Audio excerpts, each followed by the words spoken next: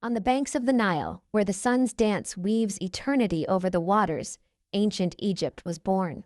It was not just a civilization, but a living idea, a fragrance inhabiting the air, a voice whispered among the stars. It wasn't content to be a lifeline for the desert. It crafted from its silt an ancient line carrying humanity's banner to an era yet to understand civilization. The tale is not just statues and pyramids dissolving in the darkness of history, but a legacy enriching the earth, writing chapters, and carrying through time the spirit of pharaohs that refused to leave us. Here we ask, can the world truly live without Egypt? The Greeks saw Egypt as the open book of secrets, the land of miracles, engineering, and gods. When the historian Herodotus arrived in Egypt, he wrote not about its pyramids but about its spirit, saying, "The Egyptians taught us everything, from geometry to divinity." From the priests of Memphis, Pythagoras learned geometry, and from Egypt's telescope of wisdom, Plato drew his philosophy. And what about Alexander the Great? This warrior who conquered the world, his conquest of Egypt was not by spear, but by kneeling in the Temple of Amun, claiming to be the son of the god, to rule as a legitimate pharaoh. Greece was a child that drank from the Nile, grew, and spread that essence of knowledge to the world. It's said that when the priests of Memphis first saw Pythagoras, they knew he wasn't just a visitor, but a bearer of Egyptian revelation to the hills of Athens.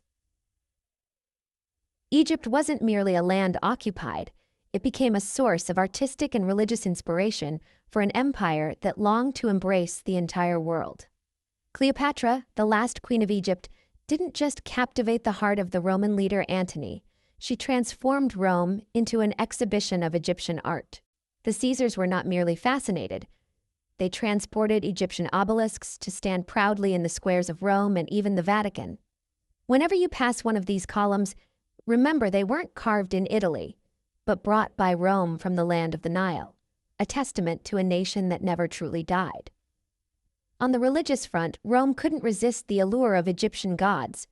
The worship of Isis spread throughout the empire, from London to Damascus, embraced by Roman hearts as a goddess of life and protection. Though thousands of years have passed, the touch of their fingers remains alive, their unseen hands still at work.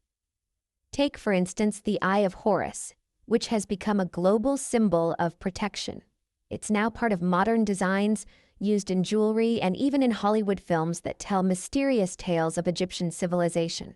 As for the Ankh, the symbol that adorned the gods in Egyptian temples, it has seeped into modern popular culture as a sign of immortality, shared by artists and creators as if it were a part of our lives. And let's not forget the majestic image, the Great Pyramid, which even appears on the American currency. The artist wouldn't have placed it there without believing that the pharaohs understood greatness before anyone else. Even today, the pharaonic magic remained the mark that appears and disappears, reborn in every symbol, in every idea, as if Horus himself watches us from afar. Ancient Egypt is not a civilization extinguished like the light of a candle, but a sun that never set. It erupted like a seed planted in the body of history, and every world carries something of it, from science to art, from engineering to dreams. Whenever you look at the stars, remember that the pharaohs drew their maps using them.